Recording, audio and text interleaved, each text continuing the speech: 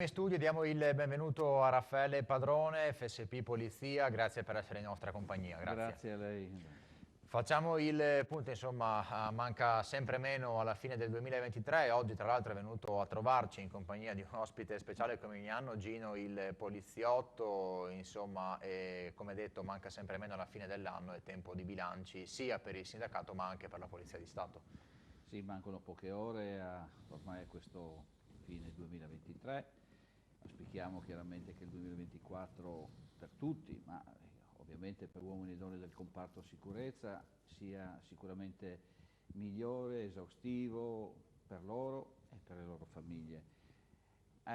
Come diceva lei, come ogni anno è consuetudine che Gino il poliziotto esca, mi accompagni in TV a fare gli auguri agli uomini, ripeto, del comparto sicurezza, in particolare della Polizia di Stato, Gino che è nato con me nell'86 nelle forze dell'ordine e ogni anno decide di uscire dalla teca per fare gli auguri a tutti quanti, soprattutto ai colleghi.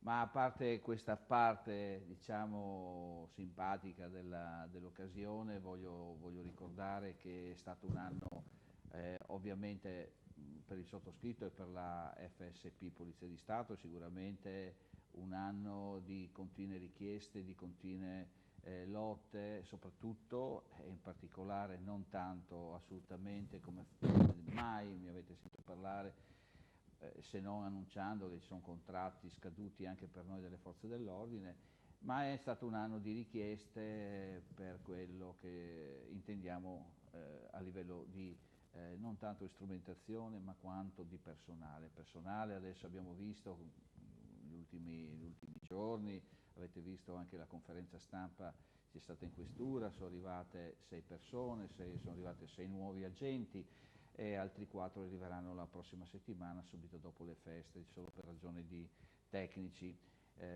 di spostamento. Ma sono questi che arriveranno il 4, sono già agenti effettivi, mentre quei 6 che sono arrivati sono agenti in prova usciti dalla scuola. Il problema è questo della questura di Pordenone, ma direi in tutte le questure d'Italia, direttore, perché abbiamo meno scuole, perché si fanno meno corsi, si fanno meno arruolamenti, non c'è un turnover come c'era stato promesso tanti anni fa. C'era stata fatta questa promessa di un turnover almeno al 50%, non è così perché ormai i dati che io vi do costantemente, settimanalmente, vi fa ricordare, mette alla luce che non c'è 5.000 escono all'anno, ma ne entrano sì o no 1.500, 2.000. Questo nuovo governo ha improntato e pare abbia chiesto e ottenuto al MEF, perché poi c'è una scaletta, no? In Italia abbiamo chi è sopra di noi ogni volta e quindi dobbiamo con una serie di permessi, delibere, chiedere, insomma pare che ci siano più corsi di arruolamento quest'anno, speriamo di arrivare almeno a 3.000 unità. Avendo 3.000 unità innanzitutto abbiamo un gap che si potrebbe considerare quasi, insomma, è sicuramente il 45%. Vuol dire che queste persone potrebbero essere assegnate chiaramente in tutto il territorio nazionale, ma anche le questure di Pordenone, ma soprattutto le questure del Friuli Venezia Giulia. Friuli Venezia Giulia ha le sue questure, ma ha chiaramente delle grosse lacune. Anche diciamo per età, perché vi ricordate, vi dicevo in questo anno che Pordenone ha questa asticella che è scesa leggermente perché quelli sono arrivati giovani e quindi ci ha portato a scendere nella fattispecie, nell'età insomma, dei ragazzi che sono in strada. Questa è una cosa positiva, ma anche c'è il lato negativo di questa cosa, perché con tutti i pensionamenti che abbiamo avuto da qua agli ultimi 3-4 anni, sono uscite le persone che potevano anche fare tra virgolette, da istruttori, da insegnanti, da personale che poteva dare un manforte, spiegare. Oggi arrivano questi nuovi agenti e arrivano questi agenti che chiaramente non solo non conoscono il territorio, e che è la cosa fondamentale, ma non hanno mai avuto a che fare con un'attività di polizia che, ripeto, è un'attività molto delicata, direttore, perché abbiamo la facoltà di limitare la libertà di una persona, ma abbiamo anche un'arma.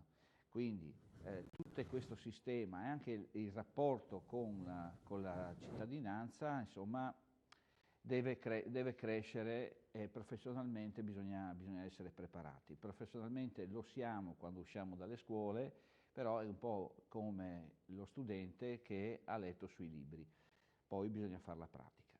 Quindi noi auspichiamo che innanzitutto queste persone arrivino con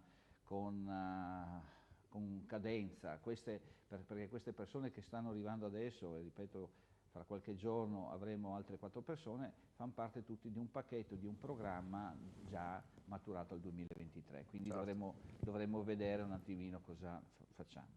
Io colgo l'occasione innanzitutto di fare gli auguri anche di buon pensionamento al dottor Carocci, questore della provincia di Pordenone, il quale anche lui lascerà da domani la provincia di Pordenone, anche lui per raggiunti i limiti d'età, e quindi a lui e alla sua famiglia auspico i migliori auguri e auspico anche una buona pensione. Così come faccio con chi ci segue, con i familiari.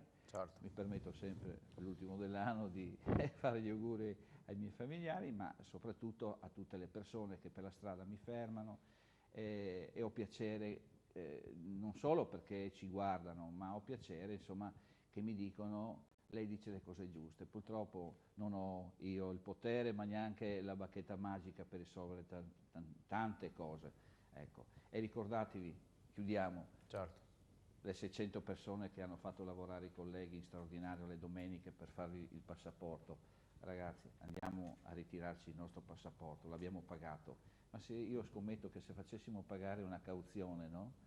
La gente si ricorderebbe di andarlo a prendere, perché questo è anche avere rispetto per chi lavora per noi. Grazie. E adesso piccola pausa pubblicitaria, non cambiate canale, torna tra pochissimo l'informazione di Telepordenone. Grazie.